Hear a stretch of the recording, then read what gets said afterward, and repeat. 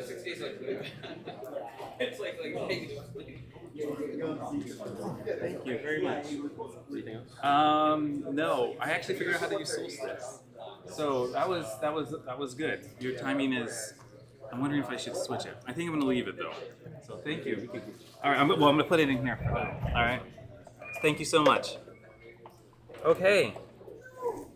How's it going? That was really fast. Thank you so much. All right. So, thank you for your patience. There was no HDMI cable, but this is a Solstice machine. So I learned how to. I've used it before, but I learned how to use Solstice. And anyway, that's why we're a couple minutes late.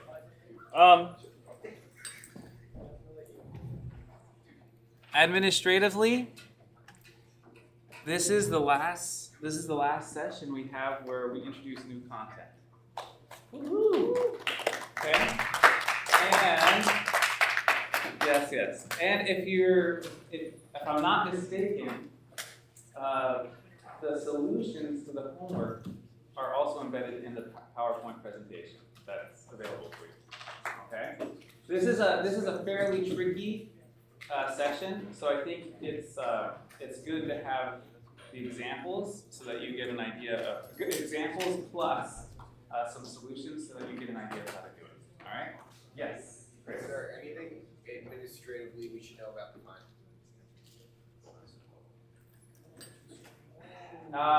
No, not really. Okay. Has it been made yet? No, not really. Okay. So that's both of those things. Yeah, we'll figure it out. I think. Can you guys check? I think we don't have.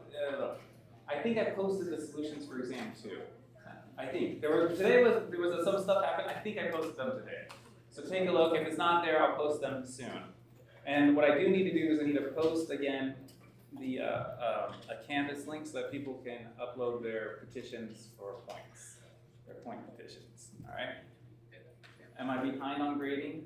Yes. Yes. Okay. Am I behind on technical questions as far as I know? No. Okay. So don't worry. The administrative details will get resolved. Okay, they will. The technical questions, though, please, if you have them, let me know. Send me messages at campus. All right. Okay. So today is beam 6. All right. Superposition, indeterminacy, and springs. So we're going to do superposition, indeterminacy, and springs.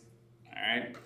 And let's get started with superposition. This is review. This slide is a review slide. Okay. What is superposition? Superposition says if I have a nice linear system and I apply one load to it, and I look at the response, whatever it is, displacement, voltage, current, whatever it is, if it's a nice linear system, I look at the response to one input, and then I have another input, and I look at the response, all right, without the first input. If I want to know what the output would be if I put both of those together at the same time, I can add the results from those prior 2 experiments. Okay, that's pretty much what it says. So in our class, in mechanics, right, what we're looking at is how we can leverage this principle when we have multiple inputs on structures, essentially, right? Multiple loads, whether they be forces, whether they be torques, whether they be distributed forces, whether they be pressures, right? We want to see how are these systems responding to multiple loads, all right? And today, in particular, we go back in time and we think a lot about displacement, right? The first, maybe was it? Well, the third class was stress and strain. I think the second class was springs, right? Bars as springs, or maybe it was the fourth class, right? So we're going back in time a lot. We looked at deflection or displacement or deformation in shafts as well as the bars. And today we're going to look at it in beams, finally.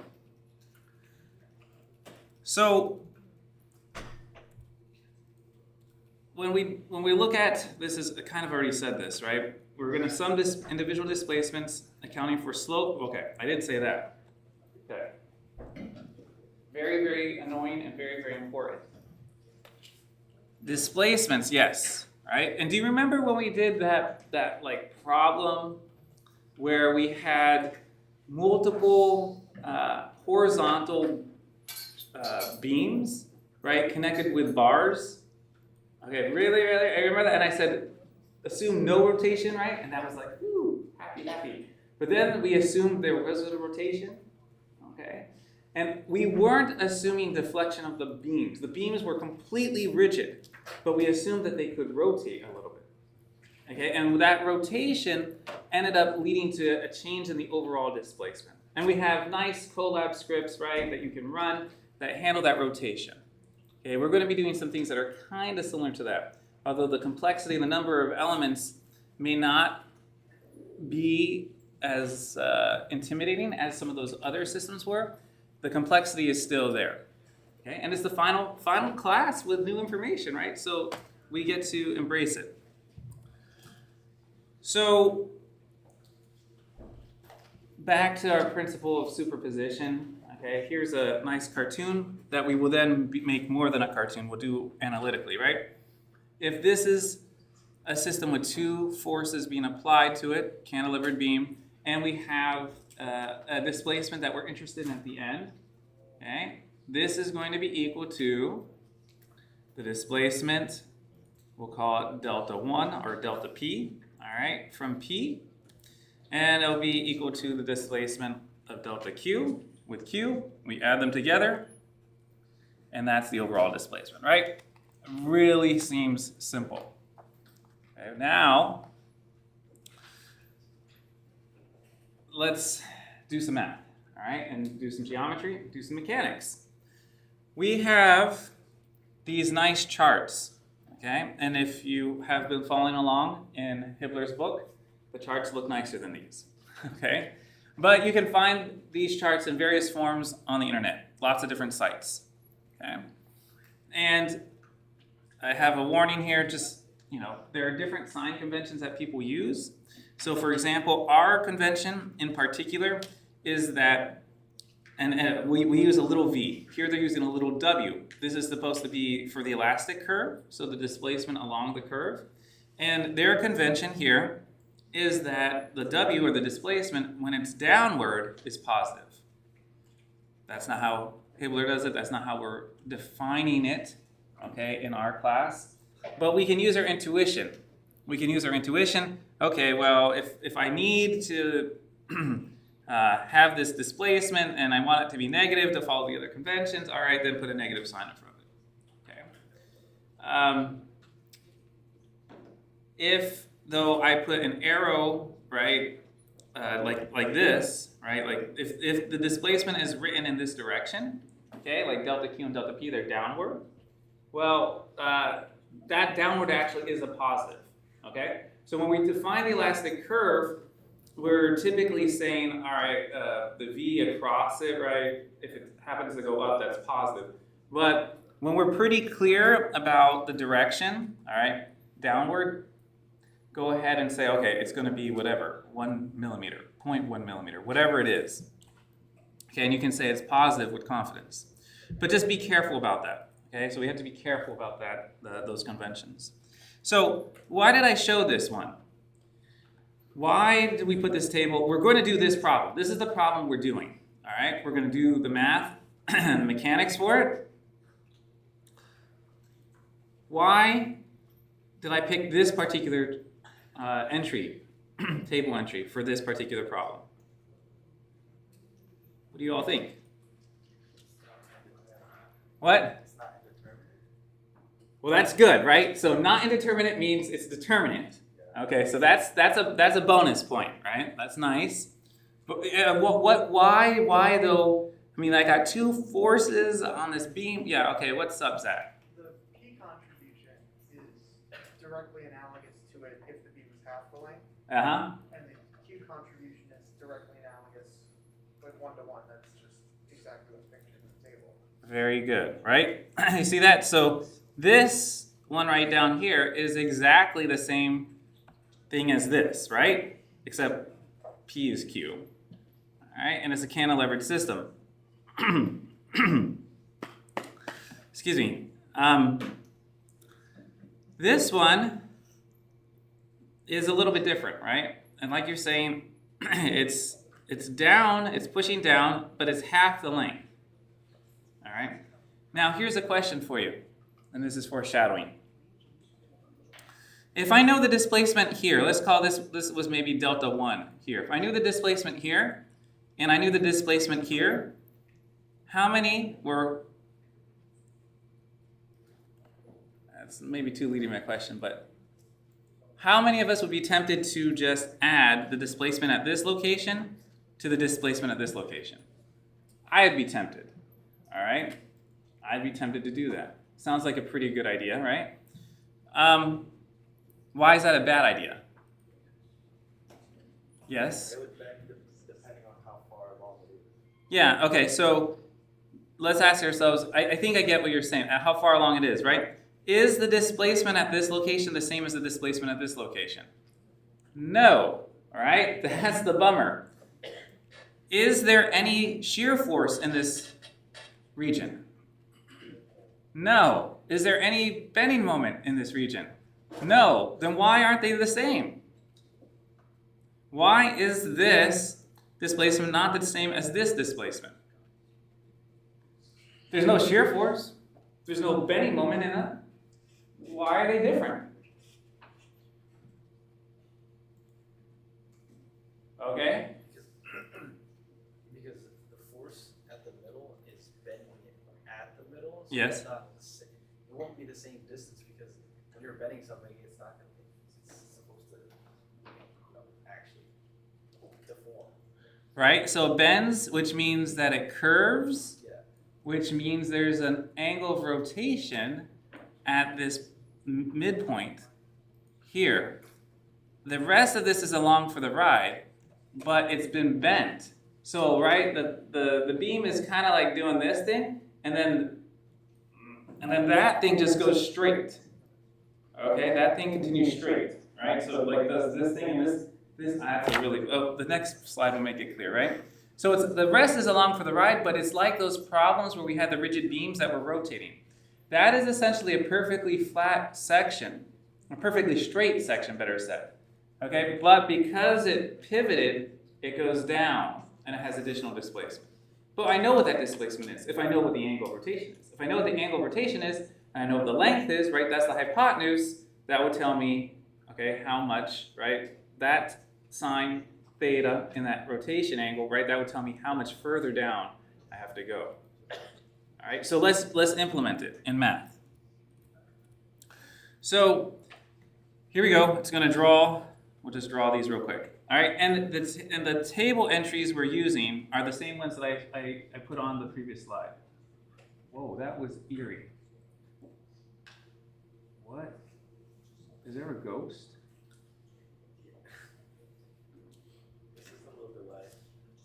What in the world? There's a ghost. Is there a ghost? I guess that's the solstice system. Was it there before? Yeah. I didn't notice it. All right, because I was looking down. That's what you got to look up. All right, so this is the expression, nothing fancy, okay, for displacement along a cantilever beam. Okay, why would I write that out? I just want this one. I just want this one, right? But what's the derivative of this displacement? The slope of the angle. Yeah, if I take the derivative of this, there's no x in there. I can't take the derivative with respect to x. So the derivative would be 0. This does not tell us what the slope is. But this expression does tell us what the slope is. Or it can, when we take the derivative. So the slope, the theta, is equal to dv dx. All right? I should probably have written that out. This is dv dx. I don't want to do it there because then it's probably going to let's do this. This is like that. Okay? So that allows us to get the slope at a given location. Now, all right, the slope at the end, all right, can be plugged into this expression, and that's what we get. Okay, that's fine. Now, what happens, right? We call the length of this beam L over 2, right? Because it's half. Then, as we said, this region is just going to be straight, okay? It's along from the right, but it's been bent, or it's been sloped, some theta. And this hypotenuse, or this neutral axis, whatever you want to call it, has another additional length of L over 2. Okay? So, what do? We got to figure out what delta 1 is. Or we don't have to do it first, but we would like to figure out what this delta 1 is, so we know what this displacement is. And we're using half the length of the beam. Okay? Because that's all that it's being, this part is feeling P, this is not feeling the love. Alright? Delta 1, right here. Then, after we've done that, right, we know what the rotation is at this location. We'll call it theta 1, and this is the rotation. And we said, hey, if we want to know the displacement, the additional displacement, all right, at delta P, we say delta 1 plus, so whatever this went down, plus the hypotenuse, L over 2, times the sine of the angle here will give us this additional displacement. Okay? That's the hard one. The Q, like I think someone pointed out, right, is that you just plug and chug. That's directly this expression right here. Okay? And what do we get in the end? We get that the overall delta, okay, is equal to delta P plus delta Q. Okay. Any questions on this? This rotation thing throws people off. It does. But we have to think about it if we want to use superposition correctly here. Yeah, so that's great. That's the final answer. Okay. Now, let's look at another entry on these tables.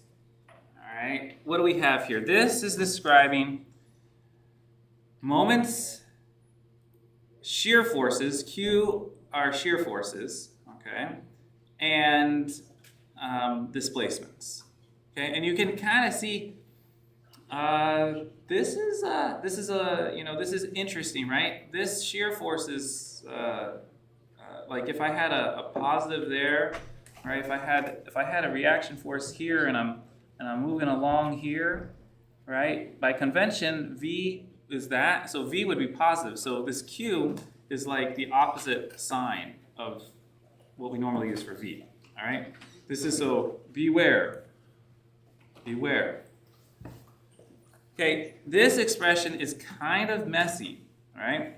These are a little bit complicated. Do we see, though, when it says 0 is less than x is less than a, what is a? A is describing the distance from the left to where the load P is applied. Okay, so if P were being applied at the middle, then we would have A equals 0.5 L, okay, and then we could put 0.5 L in here, and we'd be able to get displacement.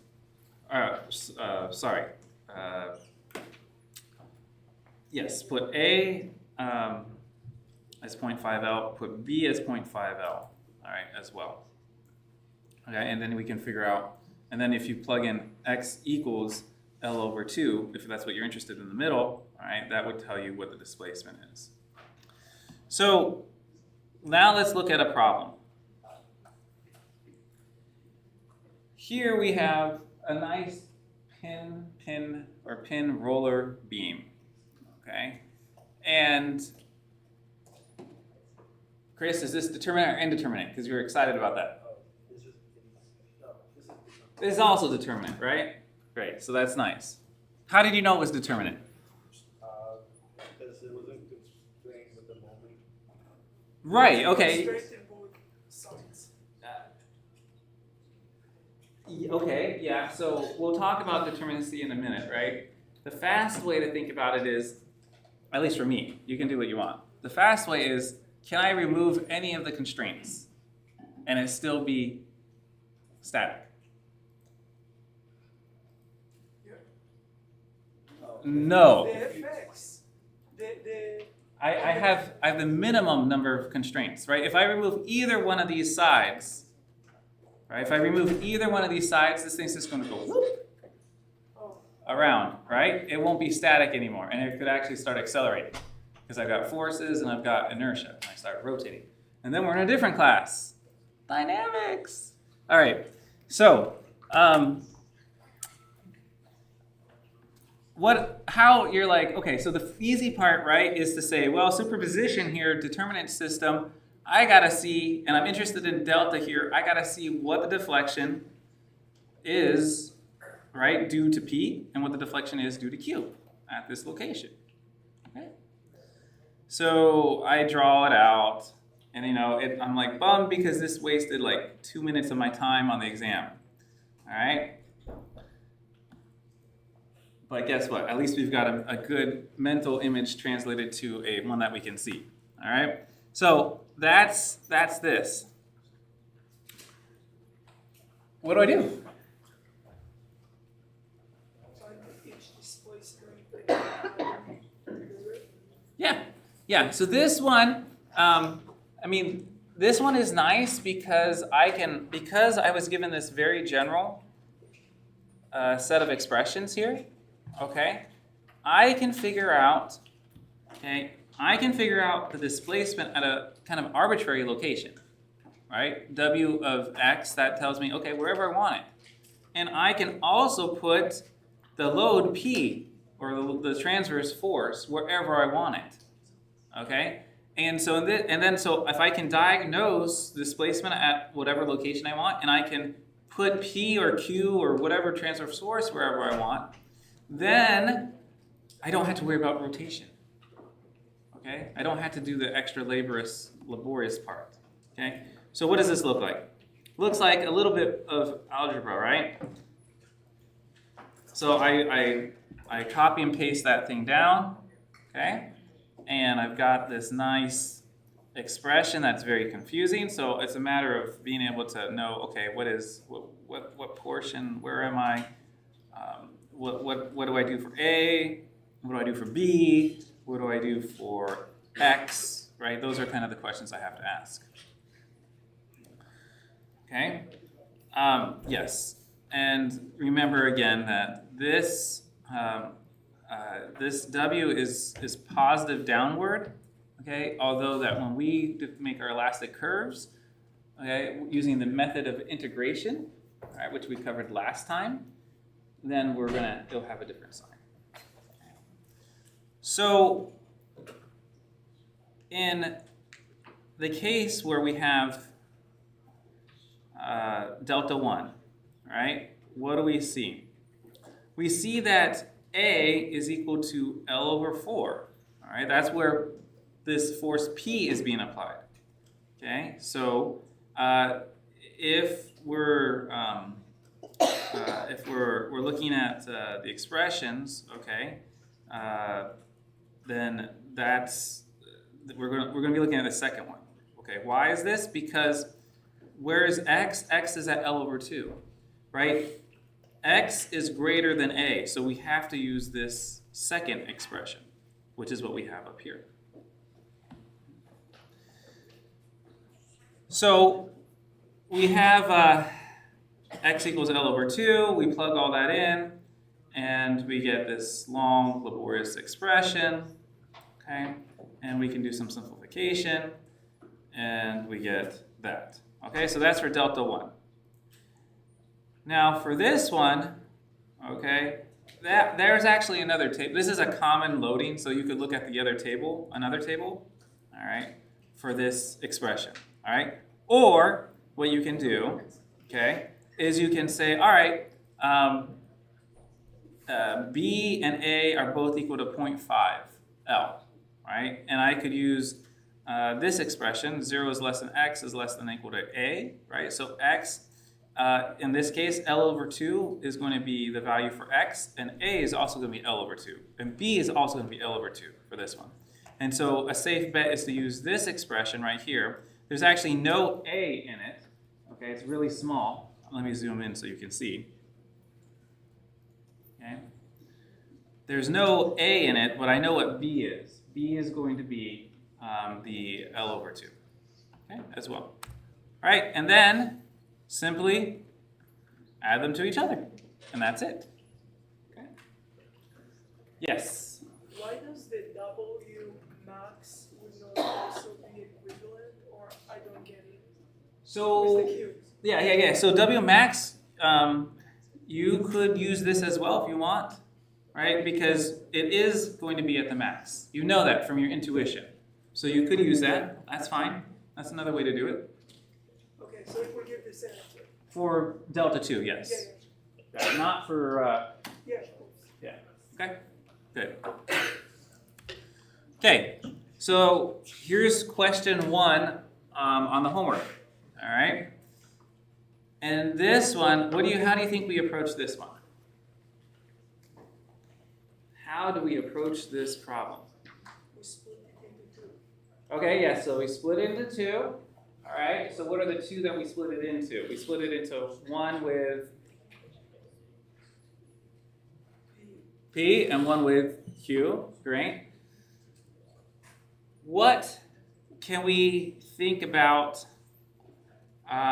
using for P? What table are you going to use for P? The one from before. Good, that's right. You're going to use the one from before. What table are you going to use from Q? The one that is with. Yeah, good. All right, good. Yes, Max. I have a question, because like that table, isn't that with assuming you have a fixed n? Yes. Does that cause us some grief? Causes us some grief. Causes us some grief, right? So what does that mean? If we're using this table for figuring out Q and it's fixed, what does this mean? Undetermined. This is actually still determinate. This system is still determinate, right? Because if I remove any of those, if I remove the pin or the roller, I got dynamics. I got dynamics. All right, so what am I going to do here? This would be your 0 Okay, 0 for the cube. for the Q, right? And it is kind of like solid there, right?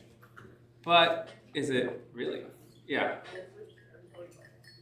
do we know it has no slope? I know it has no displacement. Oh, it does have slope. Just How do we know it doesn't have slope to that? Who said it didn't have slope? it just has slope. What's the slope going to be at this location? From P. Oh, what about Q? Yeah. Well, the slope actually. Is there any slope? Remember this? This is fixed wall. If it's fixed wall, all right. If it's fixed wall, there's no slope. Well, in that one, there's no slope. Yeah. Shouldn't there be a slope From P? Yes. from both P and Q? So the way we're gonna think about it, is that P is going to rock it up, right? It's gonna make a smiley face, all right? And then we've got this. We're then attaching that little thing, all right, to that rocketed up section. Okay, but then that's gonna go back down a little bit because it's a cantilever beam with a force going down. Yeah, it's like a roller coaster. Okay, so we're going to use both, all right? And so how do we do this? And yes, like we mentioned at the beginning of class, you guys, we get the solutions for the questions on the homework today. All right, what's up? Okay, so here we have a slope at B due to P. How do we figure that out? We figure that out by taking this model that we've been given and we look at the displacement equation and we look at the displacement equation for this expression, right? Because when we're going to have x equal to L over here, and x equal to L, that is going to go into here, but it's going to go, and that will give us 0 displacement, all right? But if I want the slope, first I take the derivative of this expression with respect to x to get the slope, okay, at C. Does that make sense? Again, why is it the second one and not the first? Because So you could use the first one, but then it would be going the negative, it would be going the opposite direction, right? Because it is symmetric. Okay, this problem is symmetric, right? But I'm looking at it as the P, which is also P here, is at what?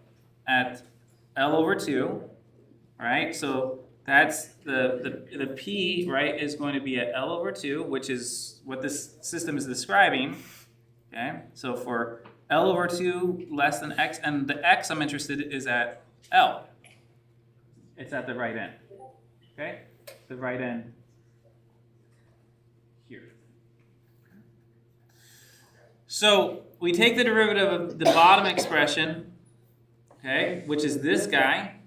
Okay, take that derivative, and then we can plug in L, and then we can figure out what the slope is at this location due to P. Slope at B due to P. Okay? Now, let's think about this. This number comes out to be a negative. Why is that? It's because this silly convention that they use, or our silly convention, is not the same as their convention. So one of them is not, right, they're not the same. So we have to use a little intuition, okay? This is going to be, it comes out negative, but really it's positive, okay? It's coming off whoop, like that, okay? How do we handle, okay, the next part? Okay, this is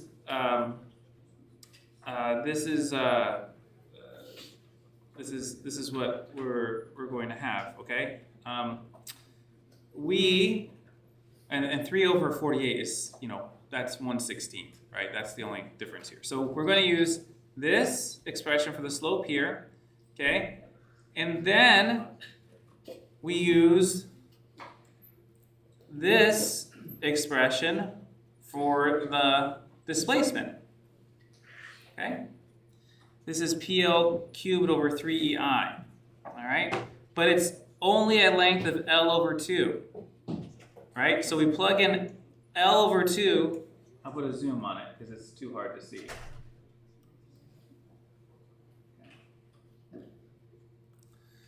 All right? This is the expression for the end of a cantilever beam. Okay, and it's positive downward, which is not the same convention that we have used for elastic curves, again. That's how much it's deflecting, but the overhang from here to here is only L over 2. Okay, so because that overhang is less, what I'm going to do is I'm going to not use L, I'm going to use L over 2 in this expression. Okay? And so that's what you get here. You get L over 2 Q. All right? Okay? 3EI. All right?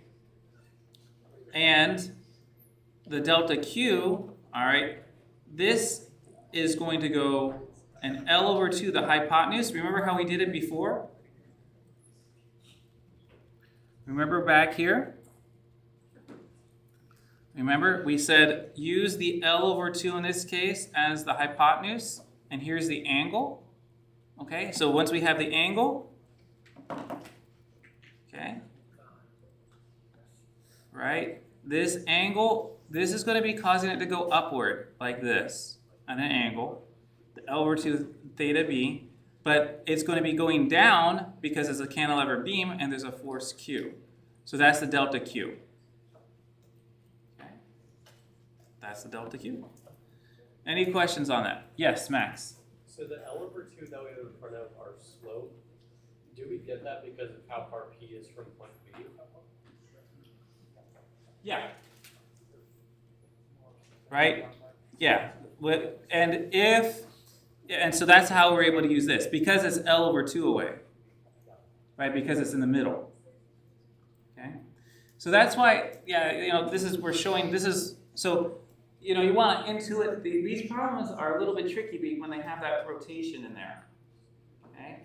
And so you got the solutions, but take a minute to digest what's happening with that slope at that location. Any questions on this? Yes? It looks like on the bottom left, if I take this equation and plug L over 2 to it, it's not going to be equivalent to the one on the right.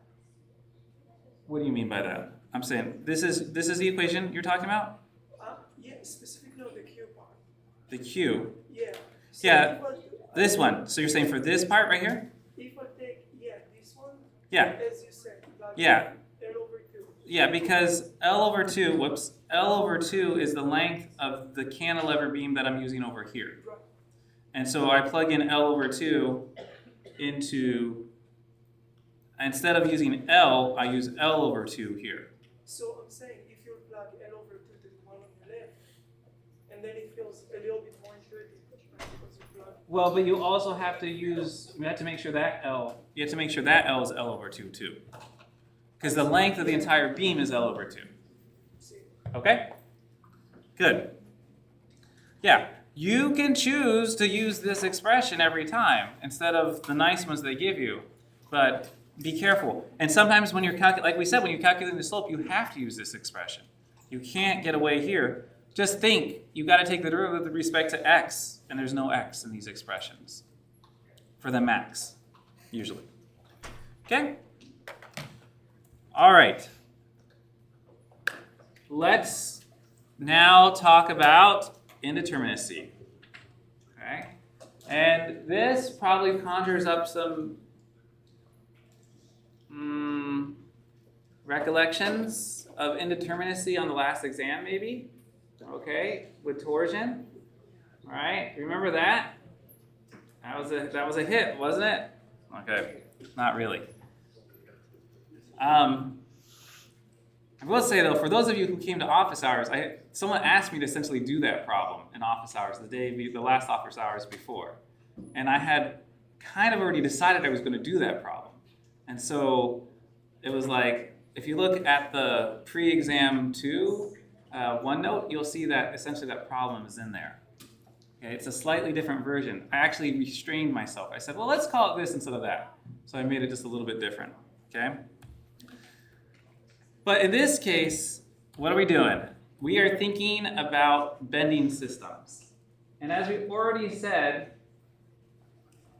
if you can remove one of the constraints and it becomes a dynamic system, it's no longer a static system, it's determinate. Okay? Another way, though, to think about this is that the number of reactions, okay, equals the number of equilibrium equations. So how many reactions are there here?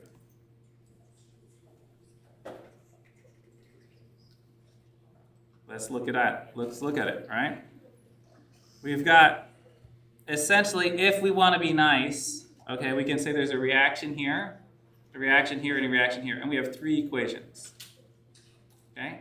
So the number of reactions equals the number of equilibrium equations. And as we'll see in a second, this is kind of a dummy one. There's really Rx is equal to 0. So this is also kind of a dummy one when you do the summation of F equal to 0. So I'd be happy if you said, this is a reaction, there are 2 equations, all right? But I'm also happy if you say, oh yeah, there is an Rx here and it's equal to 0. Do you get, are we making sense? Yeah? Okay, simple. All right, so 3 reactions, Rx, Ra, Rb, and we can solve for them quite nicely, and we're done. Indeterminate system. Okay, so this one's harder. Well, first I told you already, it's indeterminate, so you don't have to answer that question, right? And how do I test that? The easy way is to say, I remove the rolling constraint on the right, correct? And guess what? It's a cantilever beam. It still supports itself, still statically nice, and actually becomes statically determinate in that case because I can't remove any more constraints. All right? So I know that I've got one extra constraint. How does that work its way into thinking about the number of reactions and the number of equilibrium equations? Well, again, we can draw the external loads, and in this case, I decided not to include that axial force. Okay, I just said, I don't really, I mean, yeah, I could have, all right, but I didn't. Okay, so how many reactions do we have here? 3, right? Jesse, you got the 3. All right, good. Okay. 3 reactions. M, R, and B. Or M, L, R, A, R, B. Okay? And how many equations of equilibrium? I'm going to say 2 because I threw out the axial one. Okay? But if I had included that, then it would have been 4 reactions and 3 equations. Okay? So what do we say here? We say that this has indeterminacy to the first degree, okay, or indeterminacy of 1, all right, of 1 degree. However you want to say it, because we have one extra constraint. If I want to have indeterminacy, to the 2nd degree, what do? I could add another roller or something around here, right? And that would give me extra pain, right? Extra amount of indeterminacy. So, and like we said earlier, we can remove one. All right, so let's look at some examples. All right, what do you all say? What do you people say? How many degrees of indeterminacy for the left one? No, if I remove 4 constraints, then it's a dynamic, it's just a beam pushed down. No, not 1 either. Yeah. Well, okay, yeah, so we can remove 2. All right. Dos. All right. So how do we do that?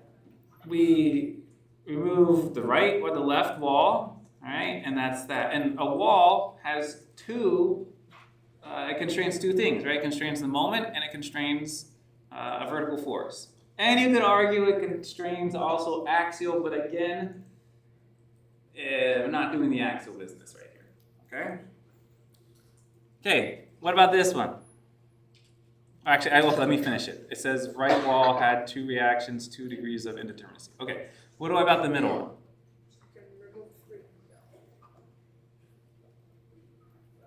Do you guys agree? Yeah, you're right. Okay, so you can remove 3. Okay.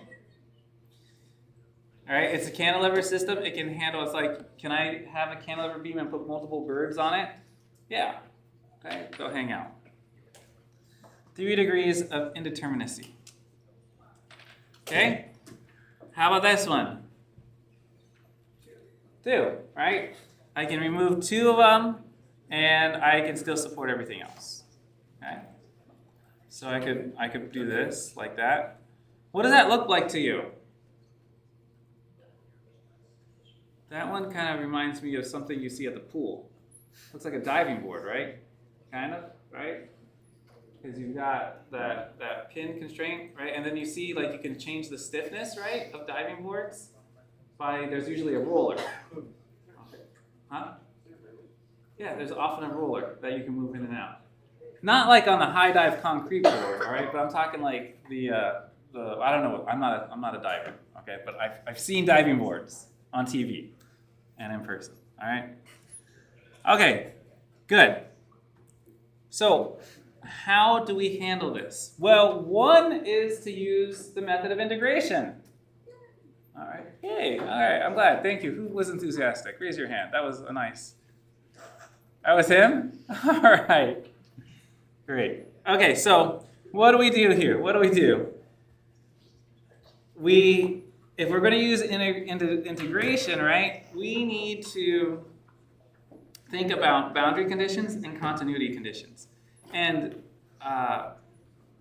we will first write out everything that we can on the system. What do we do? This is a distributed force, so we now make it an equivalent force in the middle.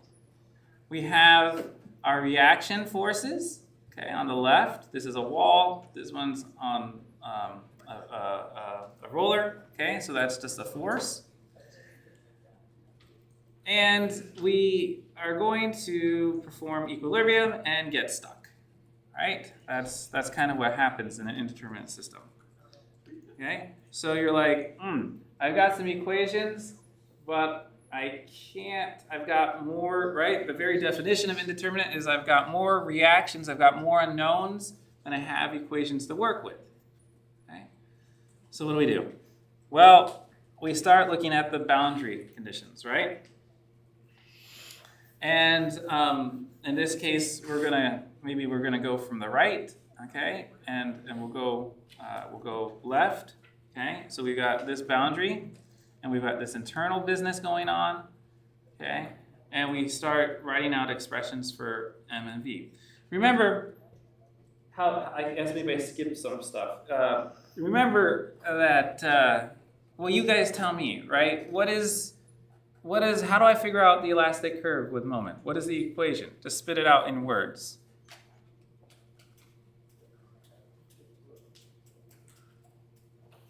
Yeah. EI secondary Is equal to to M, to the moment. Yeah. So it's like EIEIO, right? EI second derivative of V with respect to X is equal to M. Okay. And so if I can figure out what's going on with M, right? If I get expressions for M, then I can figure out what the displacement along it would be. Okay. So here's an expression for M, okay? But I've got an RB, right? That I'm not exactly sure what it is yet. Okay. But this is a nice expression. It's a nice expression, right? And I can keep writing this expression. Okay, after I integrate it, and I can integrate it again. Okay, and I've even got more unknowns. Isn't this so fun? Like I had 3 unknowns. Now we've got 5 unknowns. Okay, and I'm trying to figure out what V is. All right, so maybe 6 unknowns if you want. All right. So what do we do? Well, this is when we use something, we use the boundary conditions, okay? So at x equals 0, at v equals 0, or at x equals 0, right, on this side, right, we're going from the right to the left. When x is equal to 0, we can say that the displacement over this roller is equal to 0, right? Agreed? So that allows us to knock out C2. Because this is displacement. At x equals L, we have that the slope, right, so x equals L, that means we're going from this side, over to here. At x equals L, the derivative, the slope is equal to 0. Well, that's nice, right, because I have an expression for for slope right here. And so I gotta plug, the painful thing is I gotta plug in x equals L. Right, so we plug in x equals L into that expression, and then we can solve for C1. Okay. We can't quite because we have RB, sorry. So we can't quite solve for C1. We can write an expression for C1, but we still have an unknown RB. And we also know at x equal L, this displacement is equal to 0. So now I have another expression, okay, that we have here. We have C1, RB, RB, right? The rest are knowns. So we can then solve for RB and C1. Okay. So that's C1. And we plug it back in, we can solve for RB. Okay. Wonderful. Now I've got RB. So I can go back here. RB is equal to this thing. I can solve for RA. Wow. Now I've got RB. I can solve for ML. Cool. Right? So RA is that. ML is that. Okay? And if the question is just what what are the internals, that's great. If it's what is the displacement, I've been there already, because as soon as I figured out RB, all right, I could have written out what the displacement was across the beam. Okay. Any questions on this? All right. This is method of integration. It's maybe, how do you say it? Maybe less creative, okay, than superposition, okay? But probably more math in most cases, okay? Or more algebra. So here's question number 2, okay? If we have this configuration, all right, first off, how many degrees of indeterminacy do we have? 2, right? Because I can remove either the left side or the right side. Okay. How are we going to approach this? Well, wow, there's a lot here, right? So we can say, figure out what's going on with the internal V and M in terms of some equations. We got to figure out the external equilibrium, which I should have probably done first, to be honest, because that's usually our first step. Okay. And we are going to use method of integration. So we write out our EI, second derivative expression, down here. Okay. We do an integration. Okay, and we get EI dv dx, and we have a C1. So we add another unknown. Then we do another integration right here, and we get another unknown. Then we plug in some boundary conditions. So we know what's nice about walls. Okay, as much as walls can be a pain in creating indeterminacy, what's nice about them is they give you 2 boundary conditions, right? The slope coming out of the wall is 0, and the displacement at the wall is 0. So it's like a twofer, all right? So we can use these boundary conditions, okay, to solve for the unknown constants, and we can do it nicely if we're going from left to right. I should have drawn x here. Maybe I will draw an x there, going this way. Okay. When the x is equal to 0, right, that means that we can nicely get that C1 and C2 are equal to 0. When we're at the right side, we can also know that this is going to be equal to 0. Okay. So we can solve, or we can create an equation, right, that has MR and R in it. Okay. We can also look at this boundary condition if we want. Okay. But once we've solved for MR here, okay, because and we have our equilibrium equation here, then we can just write out what the V is. So you don't actually have to use all the boundary conditions necessarily. Okay, you may have, but you don't necessarily have to use all of them. If you, oh no, what's it doing? Oh no, not again. Okay, all right, but if you don't have to necessarily use all of them, you just gotta use enough to be able to solve. All right. Any questions? Yes. Okay, sorry, I can't really follow it because it's a lot on the screen. Right. The order and everything. Yeah. But why do we have MR and M when we calculate the moment? Why? Okay. Why do we have 2 moments? Why do we have this one and this one? Yeah, in the previous one, for example, we have 1. Oh yeah, because this is a wall. So the wall is providing a moment, right? A wall provides a reaction moment, and in addition to a force. It has to, right? Otherwise it can't. Otherwise it would just spin around that. Otherwise it would be a pin or a roller. So with the previous problem, if we would solve this from the left to the right, we would use MR. So in this case I went from the right. All right. In this problem I went from the right. Yeah, I'm saying if we go from the left. Yeah, if you go from the left, yeah, you're gonna have an M, or I call it ML in this case. Often when I'm dealing with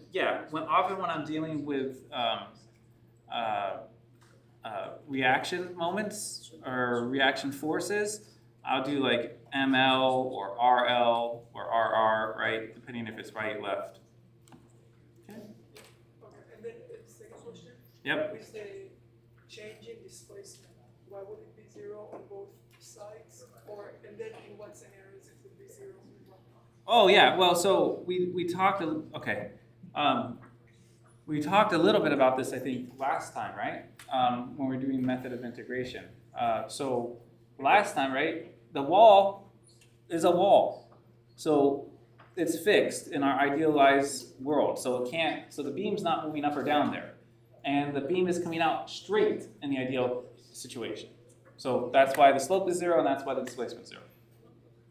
Okay? Okay, now, method of superposition for indeterminate beam. Okay, so what we're going to use is we're going to use the tables, and we're going to add our table-based results together, and we're going to use boundary conditions. We got to satisfy boundary conditions. All right. So let's take a look at this system. We just did it, right? We can think of this system as being determinate, right? What we're trying to do, right, is we're trying to break this indeterminate system into determinate systems, if possible, okay? You could break it into an indeterminate system and a determinate system if you wanted to, right? Depending on which tables you have. Okay, but in this case, we're going to break it down into 2 determinate systems. One, right, this is now determinate where I have just this distributed force and then looking at the displacement at the right end. What do I need to do now? What do I need to do to add? What do I need to add to this to be able to do superposition properly? What would you add?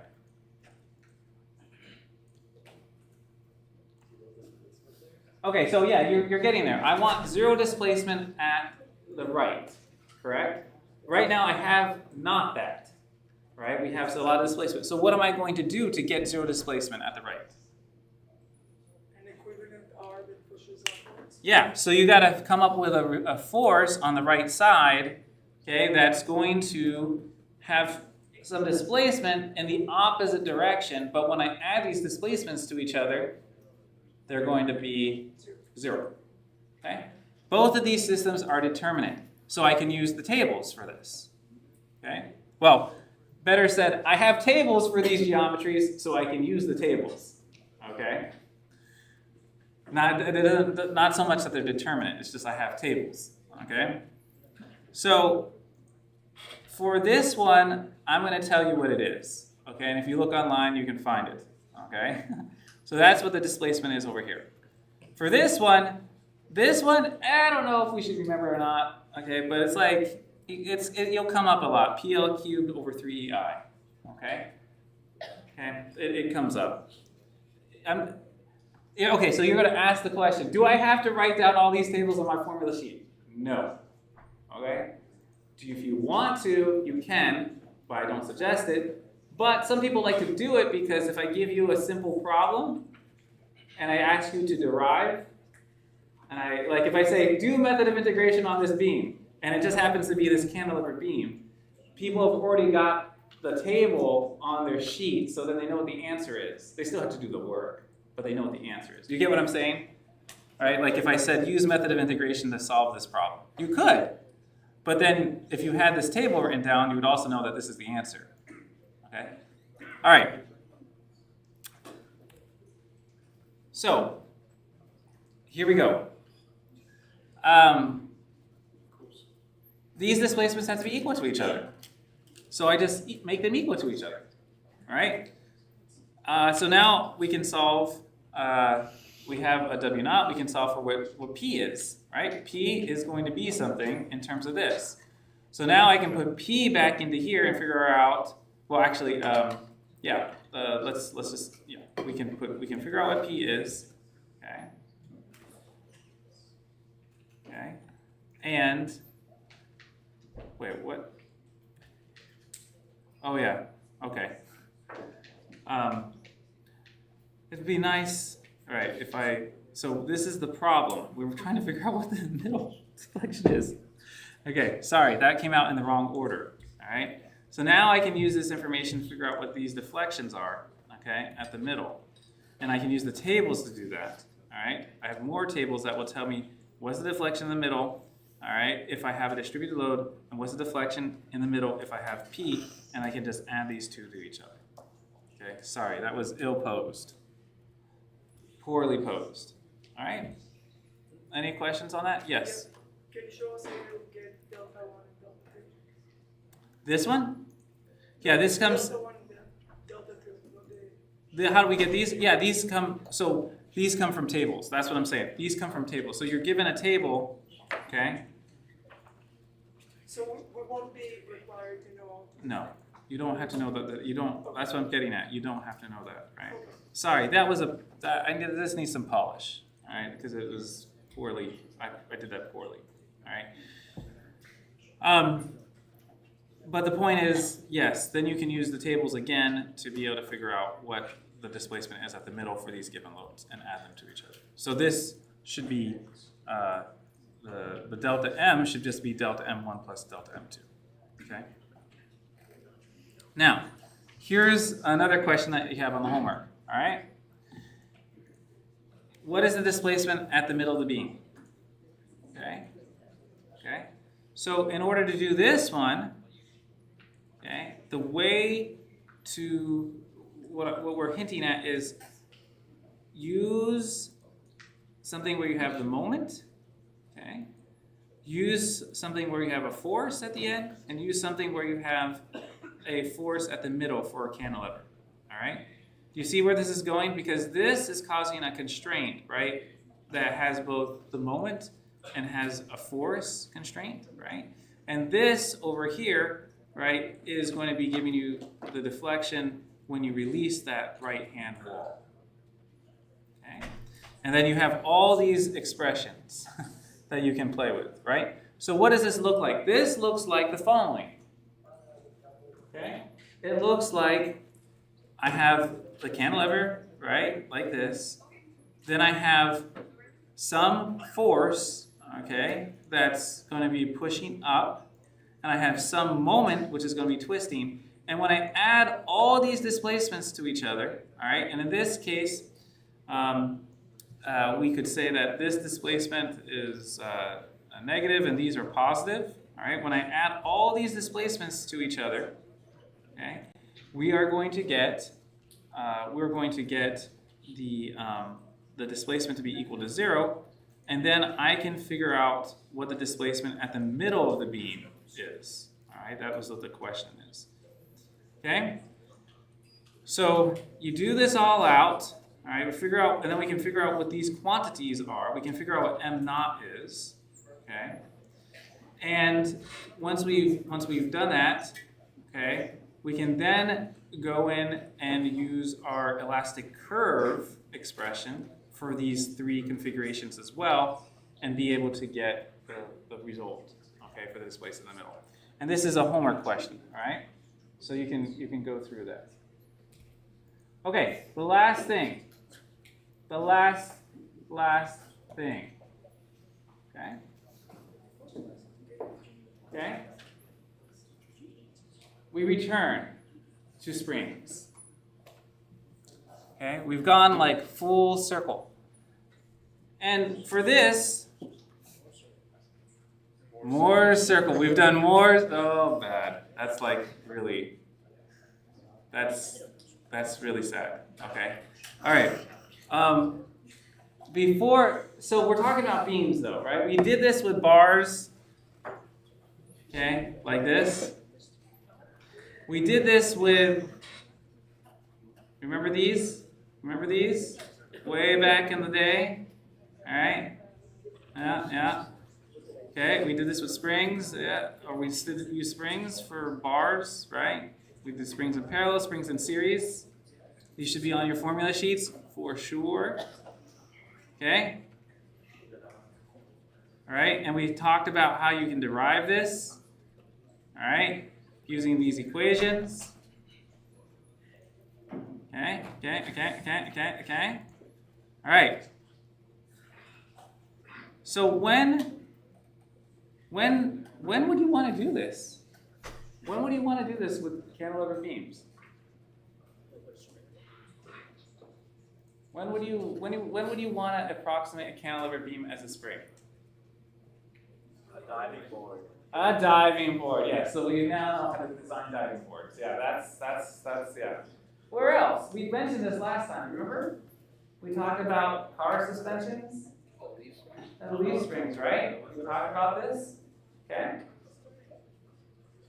Okay. What are some other scenarios that you can think of? Plane. A plane. The Boeing plane that had wings that went up. Okay. Yeah. It deflected. Yeah. So there you can think of, okay, I've got some distributed force, all right, lift on a wing. Yeah, that's another situation, right?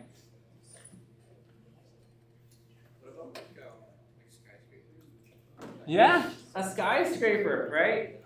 So if there's wind, right, that becomes like a distributed force, and it will cause it to lean a little bit or go back and forth.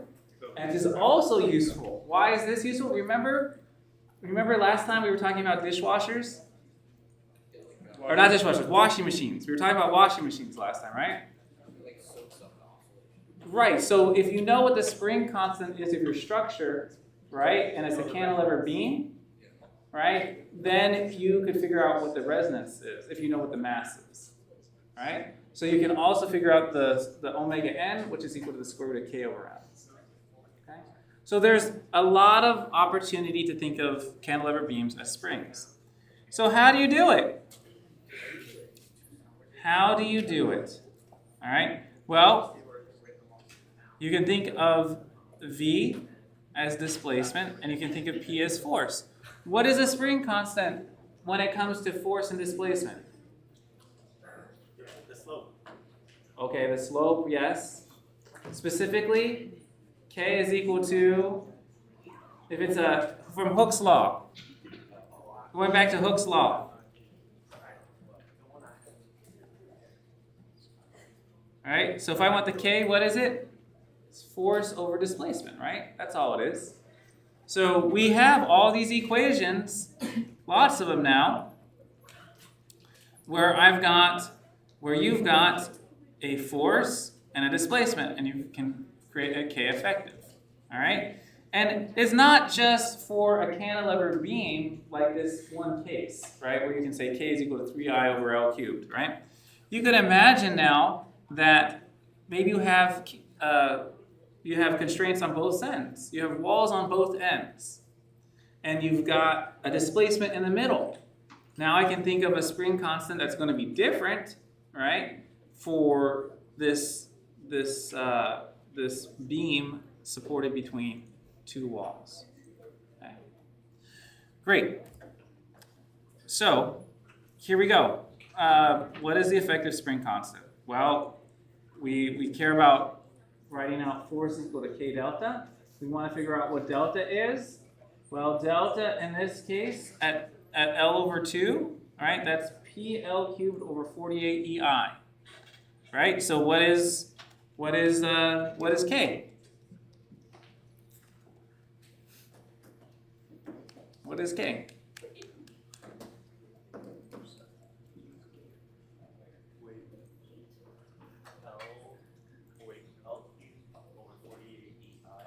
Flip. 48 EI over L. Yeah, all right. That's all. Okay? Okay, that's it. Okay, that's the K. All right? Okay, now, this is trickier. What? What's up? Huh? I was looking at the table.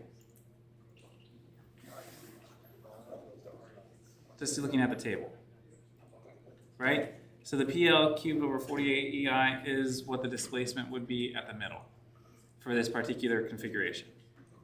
All right, that's all. Okay. Now, what happens if we have a system that looks like this? What do we do? Do we cry? We don't cry, right? We think, how is this system behaving, right? It's behaving as, this is a spring, right? Stacked on top of another spring. This is springs in series, right? So if I know what the displacement is here, okay, from the spring, right, like, or from the cantilever, right, and I know what it is here, okay, and I'm interested in the displacement here, right, then I just do my two springs in series, K1, K2 over K1 plus K2. Okay? Does that make sense? I see some questionable faces. Good? Not good? Okay? Iffy? No, okay. Think about it this way. This is, well, actually, I kind of already did it, right? This K1 is describing the spring constant for this system up here. Okay, so for a given P, I get a displacement over here. And we're interested in a total displacement at this right end. So I've got a spring, I can write a spring constant out, okay, which is going to be 48 EI over 5L cubed, all right, for the top one, and I've got a spring constant, just K down here, and I can figure out what the equivalent K is, all right, with these two springs in series. Okay, so that's it. You have been exposed, okay, to the content of introductory mechanics of materials, all right? And in particular today, we talked about superposition with beams, we talked about indeterminacy, and we talked about beams as springs, all right? On Tuesday, what we'll do is open it up to Q&A. All right? So if you have questions, we can go over them. We'll have the sessions at our disposal. Do we have to come on Tuesday? Do you want to? Yeah, but is it part of attendance? Right now it is, but if you have a good reason for like it not being, let me know, and we could maybe change that. Okay? All right. Proj, if you didn't pick up your exam, Proj, you have the exams, and we can split them up right now, and we can do that. I'll go ahead and stop the video feed. Thank you, everybody. I just wanted to show you this because it's cantilever beam. It's a whole book.